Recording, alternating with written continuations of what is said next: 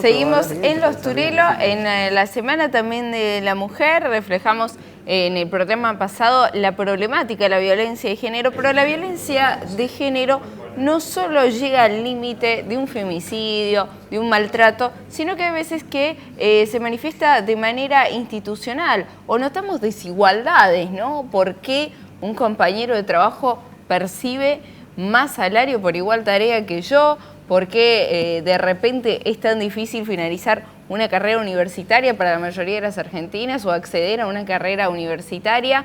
¿Por qué de repente en la selección de cargos políticos, si no hay un cupo determinado, generalmente lo ocupan en su mayoría hombres? Bueno, de todo esto vamos a hablar, discutir, ponerlo en tela de juicio con Paula Subán, quien es consultora, es la que está al frente de Subán Córdoba y Asociados y quien ha hecho un relevamiento para determinar los números y no solo las sensaciones que sienten muchas mujeres. Bienvenida, Paola. ¿Qué tal, Nicole? ¿Cómo estás? Muchas gracias. ¿Existe tal desigualdad con lo que hemos avanzado? Cada vez hay más mujeres al frente de partidos políticos, de empresas, de posiciones de trabajo. ¿Sigue existiendo la desigualdad? Sí, la desigualdad es clara y como vos decías, después de mucho tiempo de hacer un camino, ¿no? En este sentido, todavía las desigualdades son muy profundas.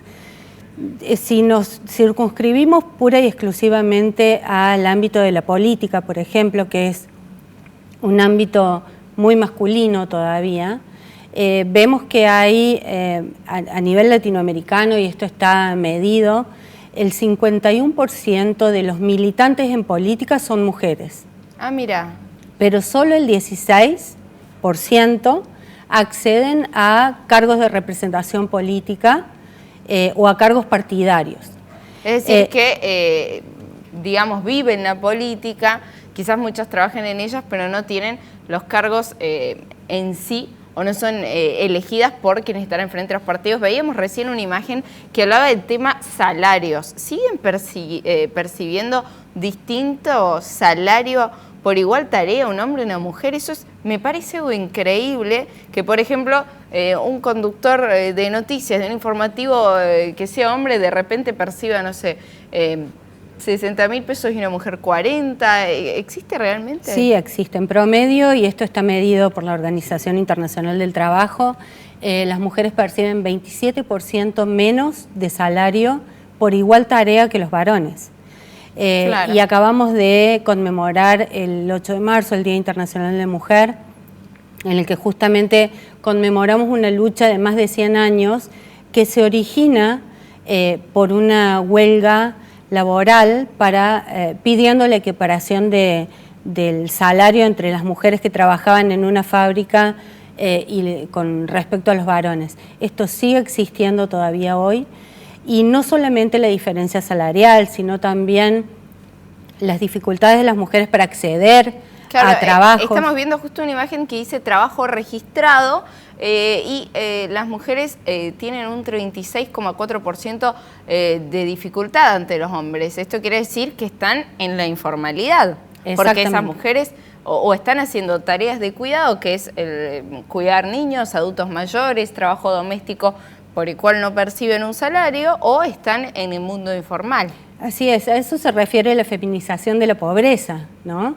La falta de trabajo, de posibilidades de acceso de las mujeres a los trabajos, porque hay que decirlo, cuando una mujer va a pedir trabajo, lo primero que le preguntan es si va a tener hijos o si ya los tuvo, porque no es lo mismo para el empleador, por ejemplo, soportar una licencia por maternidad de 3 meses para una mujer que de 3 días para un varón. Esto ¿sigue estando vigente ese planteo de los recursos humanos de una empresa? Sí, sigue estando vigente y de hecho los números hablan por sí solos, ¿no? Las mujeres tienen menos empleo, están más precarizadas, están más en la informalidad, como vos decías recién, independientemente de que están más capacitadas, porque si repasamos la matriculación en las universidades, hay más mujeres que varones.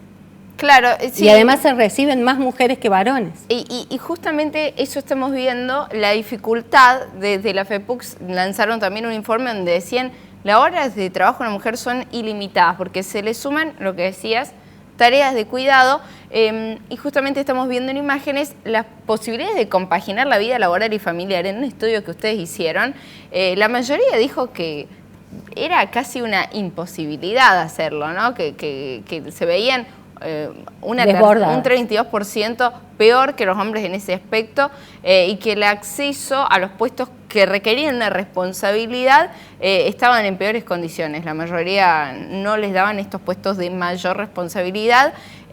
También entra en juego el tema de las licencias, lo que vos decís, qué se les otorga, qué padre se encarga, por ejemplo, de ir el primer día de clases a acompañar a sus hijos. Generalmente se han visto muchas mamás en las salitas de los jardines, en una tarea que puede ser tranquilamente dividida, ¿no? Sí, y habitualmente también son las mamás las que se quedan con los hijos cuando están enfermos o cuando hay que ir a una reunión de padres en la escuela, pero además hay otra serie de obstáculos, ¿no? Claro, ese sería un obstáculo del cual yo creo que la sociedad se está deconstruyendo. Ya hay una división de tareas. De hecho, la mayoría de las tareas domésticas en las casas se divide. Lo que pasa son las tareas de cuidado. El tema es que del otro lado sigue habiendo barreras. Me cuesta creerlo, por ejemplo, en una entrevista a cargo de una persona de recursos humanos o barreras en el momento de la selección.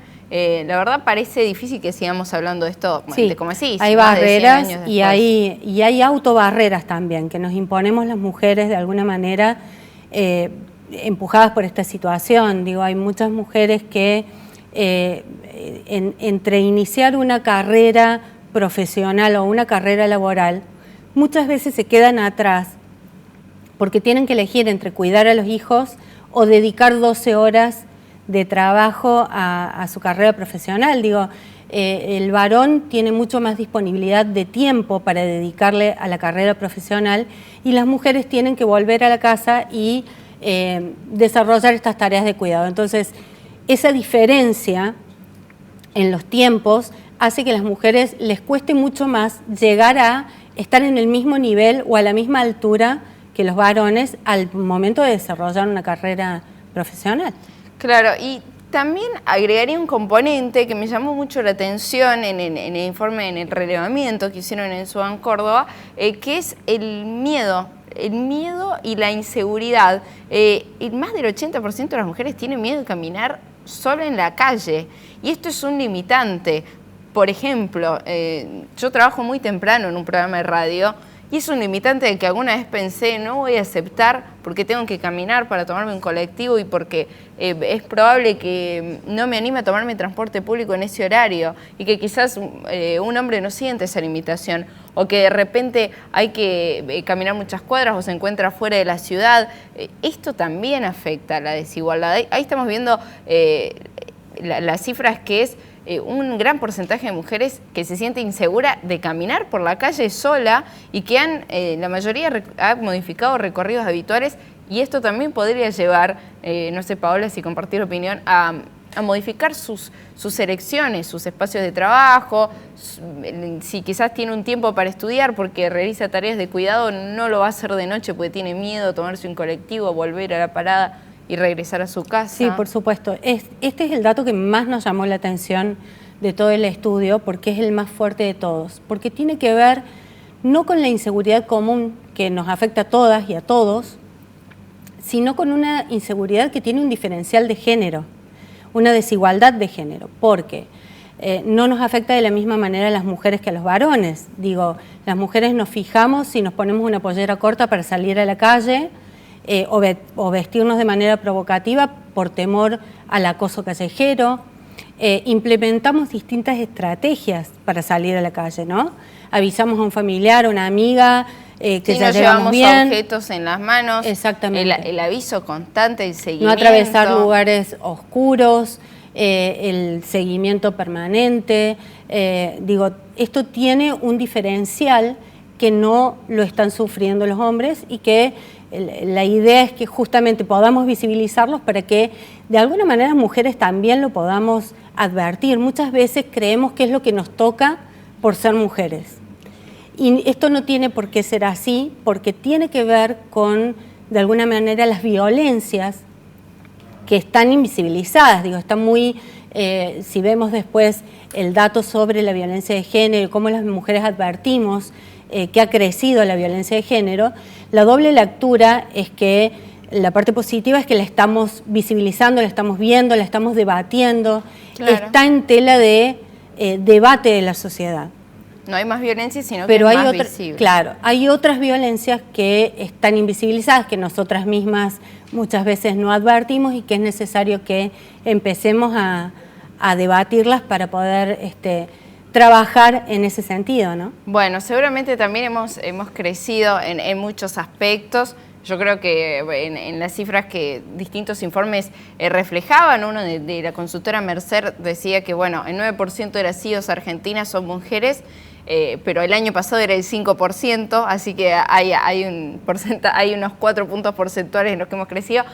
Y también, Paola, vos que estás al frente de una consultora, creo que es una referencia y un avance a instalar de que una mujer puede estar tranquilamente al frente de la política, puede liderar espacios y puede, digamos, destrabar toda esta serie de mitos y de condiciones estructurales que vamos haciendo a poquito. Te propongo, antes del cierre, ver un video de Laura Gaidubelich. Ella es quien está al frente de la comisión del Instituto de Género de la Universidad del Siglo XXI, que nos muestra cuáles son los efectos en la salud mental y física que tienen las mujeres justamente por todo lo que hablamos recién.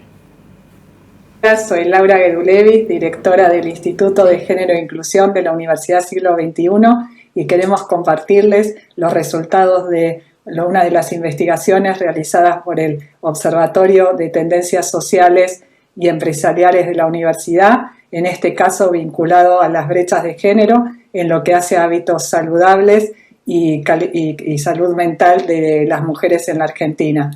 Y en este punto, si bien es un estudio que se viene realizando ya hace unos años, lo interesante es ver cómo algunas brechas se han incrementado a partir de lo que fue la situación de la pandemia y en uno de los indicadores más interesantes para compartir es que del 26,7% de las mujeres encuestadas señalan que son muchas las circunstancias que les generan preocupación en relación al 20% de los varones encuestados.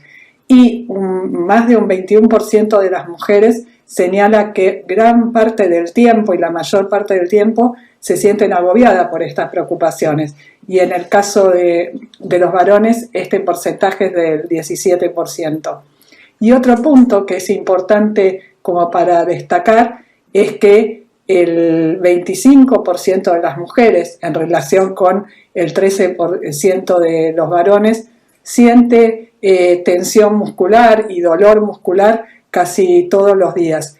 Esto lo que nos señala es cómo en este último año vemos determinadas situaciones que incrementan el estrés, sobre todo en lo que hace a las mujeres, y en ese sentido lo que nos parece como para tomar, sobre todo en este tiempo que estamos conmemorando el Día Internacional de la Mujer, es que tenemos como sociedad una deuda que hace a pensar en la corresponsabilidad de las tareas de cuidado, en las cuales todavía hoy siguen recayendo en mayor medida en las mujeres.